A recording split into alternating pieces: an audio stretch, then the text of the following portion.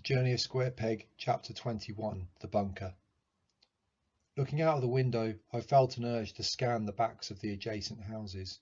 The act took me back to our house before this one, what I had done to climb the property ladder.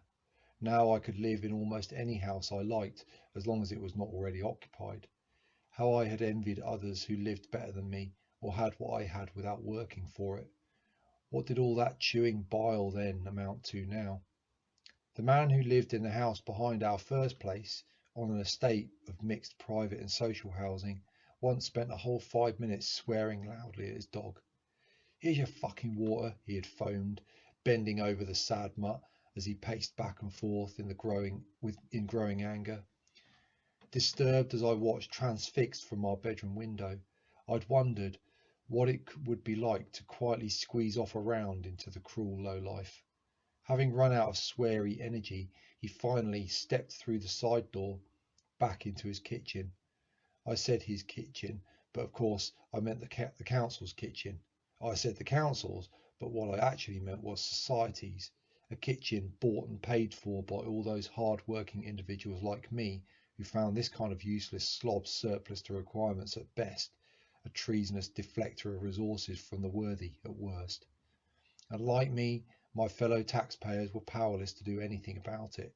After all, their politicians were usually shouted down if they dared to utter a home truth to a lazy or feckless arse.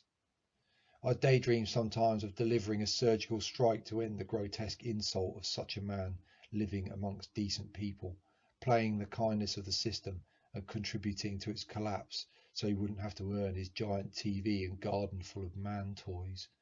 But on that occasion, my wife, folding the children's clothes in our messy bedroom, had cut through the red haze. She commented wryly, "It reminds me of my childhood. There was always someone slurring out obscenities at no one in particular in the courtyard below our flat. That was her way, you know. She'd see the positive in everything, while I chewed my lip to no avail, but my own detriment." How it was meaningless now, counting my wealth and judging others then. What I should have done was to engage with the system, to change it instead of muttering at it out a window. It was too late now, of course. Older and wiser, I wish I'd taken the chance to lean out of that window instead of snarling behind. Given my time again, I would ask if he would possibly mind swearing a trifle louder. It's my wife, you see. She finds it so nostalgic. Smiling to myself at the irony of coveting what he had and losing nearly everything myself, I headed downstairs to see how the hidden stores had fared. Beneath the staircase, a door opened into a store cupboard, now stripped of anything useful. Reaching up into the cobweb-filled corner, I pulled up one of the vertical boards that backed the shelves. The unit swung free with a clunk. I was proud of this mechanism. It had taken many hours to perfect, but it had done its job well.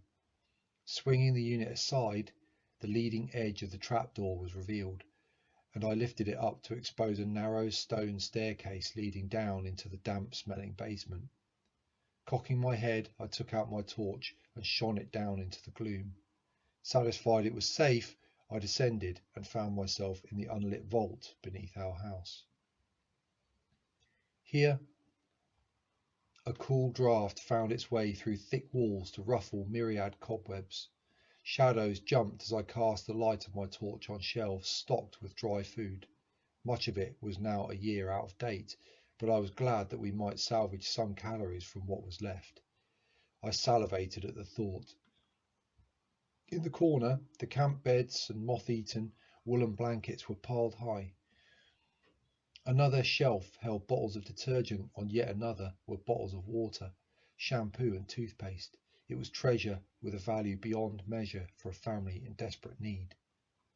As I turned, I saw the hair-covered gritty cushion upon which our cat must have spent many a night. Near her bed a bank of batteries lay, wired in parallel to receive the yield of a solar array which had once fed it from the roof, but had subsequently been stolen. The digital voltmeters attached to them showed no reading. The batteries must have sulfated beyond use for lack of charge. Taking care not to short the batteries, I made a mental note to find more or at the least unhook the components, then lit my way to a shelf and grabbed a dusty packet of pasta and 4 tins of sardines in tomato sauce. My heart was beating with anticipation as I carried my prize up to my waiting family, chatting and playing in the empty rooms above.